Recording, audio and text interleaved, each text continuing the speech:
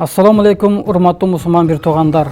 Барыбызга белгилүү болгондой, ажекелерибиздин, ажы апаларыбыздын ажылык сапарына аттануусунда турабыз.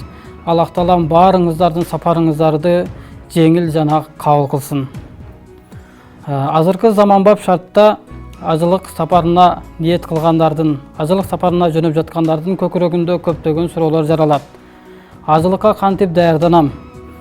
Кайсы амалды кандай тартипте аткарам?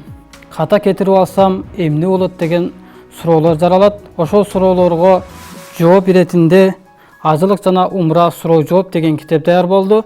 Бул китептин ичинде ажылык амалын аткаруудагы бардык тартиптер жазылган. Ошондуктан ушул китепти алып барыңыздар, ажылыкта эң жакшы шерикке ээ болуңуздар. Аллах таалам барыңыздардын сапарыңыздарды байсалдуу кылсын, жеңил кылсын. Аллах таалам бардык кылган дуаларыңыздарды кабыл кылсын. Ассаламу алейкум ва рахматуллахи ва баракатух.